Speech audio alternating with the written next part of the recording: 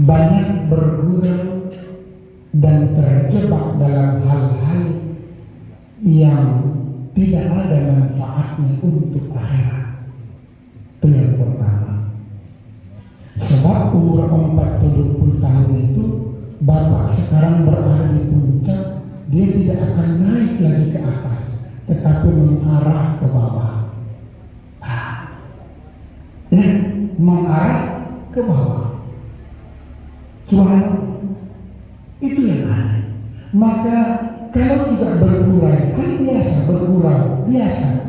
Tetapi hati-hati tatkala bergurau, bercerita, ya, kepada hal-hal yang sebenarnya mematikan hati kita, mematikan jiwa kita. Sebab di depan kita itu jurangnya sangat dalam. Jurangnya sangat dalam. Panggilan-panggilan, peringatan sudah banyak lewat di depan mata kita. Subhanallah. Ada teman yang sudah cuci darah, itu peringatan untuk kita. Ada teman yang sudah operasi ABCD, peringatan untuk kita. Ya, jadi kapan lagi sudah 40 tahun, tapi masih itu aja kita. Kita belum berubah dengan agama kita. Kan itu maksudnya, Bu. Kalau terus kita memandang ke atas, iya, pandanglah ke atas. Tapi nanti saatnya, tatkala sudah sampai di atas, jatuhnya pun akan semakin, mohon maaf, sakit. Subhanallah. Maka itu yang pertama. Yang kedua, pilihlah temanmu, pandai-pandai memilih teman. Terkadang teman ini, Bu, dia apa yang dia ceritakan bisa mempengaruhi jiwa dan hidup kita. Ada teman ceritanya harta terus, ya, Bapak ABCD, EFG, HIJ, NNOPQRA, itu aja yang kita dengarkan.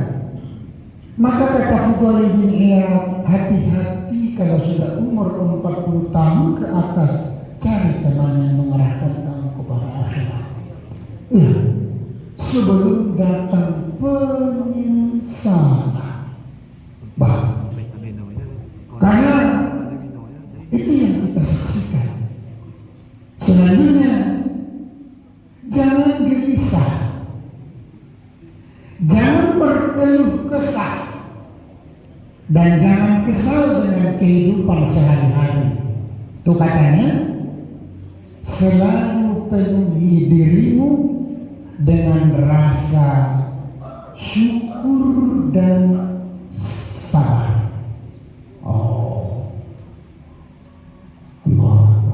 Ini nasihat yang kita untuk kita semua kepada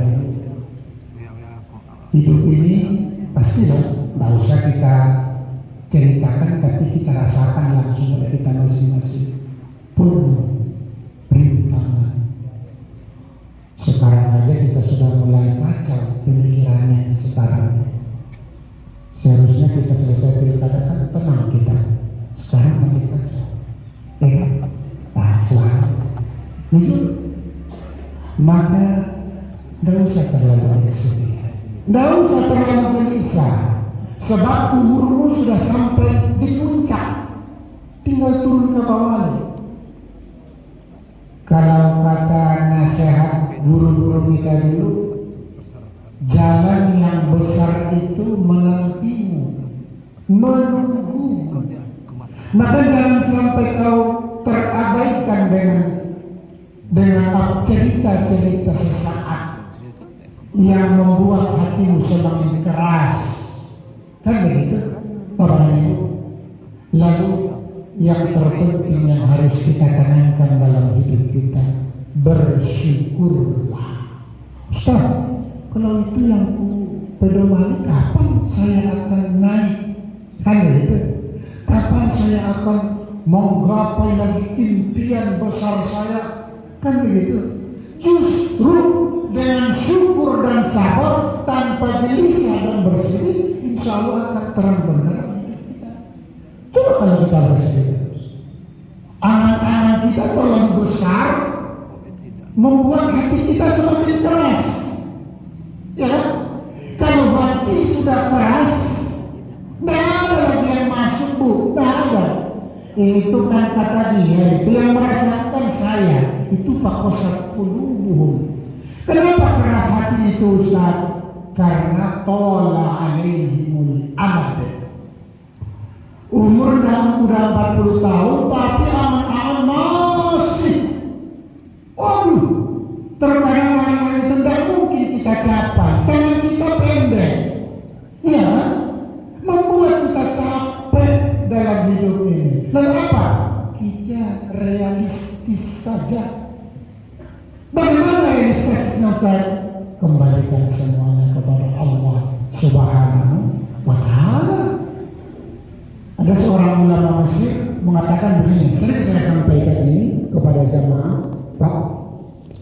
Begini, udah pernah bisa sampaikan di sini ya, bahwa katanya engkau berada di perut pesawat, tastarihu fit ta'irah, engkau itu merasa tenang berada di dalam pesawat, wa anta la ta'rifu tayyarah, padahal kamu tidak kenal dan tidak tahu siapa pilotnya. Ya, Ibu kalau pergi ke Malaysia naik pesawat, tenang aja. Kenapa bisa tenang? Padahal kita tidak kenal dengan pilotnya. Kenal juga enggak, tahu namanya. Mungkin kalau nama tahu, sebelum terbangkan disebut sama dia itu. Saya pilot ini menerbangkan pesawat ABCD segala macam. Mungkin dari nama boleh, tapi kita tidak tahu siapa dia. Tapi kita bisa tenang di dalam. Ya, sama seperti kita berada di kapal laut, kapal kita di dalam, padahal jurang, subhanallah, ya kan, dalamnya lautan, tapi kita bisa tenang merokok, menonton, makan di dalam kapal. Wa anta la ta'rifu qubtanaha, padahal engkau tidak tahu siapa nahkodanya. Lalu kata ulama ini, apala tastarihu fi hayatik, apakah engkau tidak bisa tenang dalam hidupmu, padahal sebenarnya engkau tahu siapa sutradara hidupmu, Allah Subhanahu wa Ta'ala. Begitu bahwa ini Fudail bin Iyad ini, subhanallah, sehingga dia dikenal sebagai ulama yang pintar melewat menata hati melalui pengalaman-pengalaman hidupnya. Hidupnya dulu pahit, bergelimang dengan maksiat. Lalu Allah Subhanahu wa Ta'ala berikan hidayah kepada hatinya melalui surat Al-Hadid ayat 16. Kepada ibu yang berbahagia, bahkan katanya ini ada lagi, tuliskanlah wasiat. Umur 40 tahun itu sudah mulai menghitung-hitung, rumah cuma satu, anak ada 4, contoh ini 4, gaji sekian, pensiun saya sekian, dan hitung-hitung balik. Lupa, katanya mana tahu nanti wasiatmu itu berguna untuk anak-anak yang engkau tinggalkan. Sampai seperti itu, agar kita tidak lari dari rel kehidupan ini, Pak. Karena godaan-godaan dari kiri dan kanan itu sangat dahsyat. Gelombangnya semakin kuat, Bapak dan Ibu, semakin kuat. Tidak bisa kita kalah tanpa kita kembali kepada Allah Subhanahu wa Ta'ala. Alam ya'ni ladzina amanu an takhsha'a qulubuhum li dzikrillah. Apakah belum sampai waktunya kepada Anda untuk menundukkan hatimu kepada Allah Ta'ala? Sholat kita, ada orang udah 40 tahun lebih sholatnya masih terhitung jari. Naudzubillah, naudzubillah. Ya, subhanallah.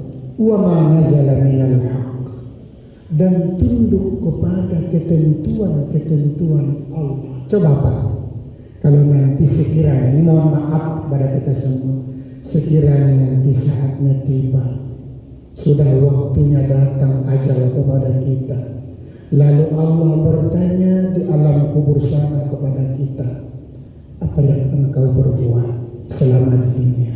Apa jawaban kita? Na'udzubillah, tsumma na'udzubillah. Maka jangan sampai tola alaihimul amad faqasat qulubuhum. Jangan sampai karena hasrat kita kepada dunia sangat menggebu-gebu membuat hati kita semakin keras, dan itu berbahaya untuk kelanjutan di sisa-sisa hidup kita. Ustaz, saya masih pengen hidup lama Ustaz. Sama kita, saya juga pengen hidup lama, tetapi kita hidup di dalam naungan ridho dan rahmat Allah Ta'ala, bukan murkanya. Naudzubillah. Kalaulah kita hidup di murkanya Allah, keluarga kita hancur, tidak ada ketenangan, anak-anak semuanya tidak jelas, harta banyak, bergelimang, tetapi tidak ada ketenangan, jauh dari lindungan Allah Ta'ala. Untuk apa? Jawab. Kita pengen di sisa sehidup kita, entah 40 tahun lagi, entah 30 tahun lagi, entah 25 tahun lagi, kita ingin Allah itu ridho kepada kita. Iya kan? Ridho kepada kita. Nah, wujuhul yawma idzin na'imah li sa'yiha radiyah, kata Allah Ta'ala. Ada muka-muka sungguh sangat menyejukkan hati, senang, gembira, bahagia. Kenapa mereka bahagia? Li sa'yiha radiyah, karena usahanya, hidupnya itu penuh dengan radiyah, diridhoi oleh Allah Subhanahu wa Ta'ala. Orang yang berbahagia sebagai renungan di awal minggu pertama setelah pilkada, mudah-mudahan memberikan sinar dalam hati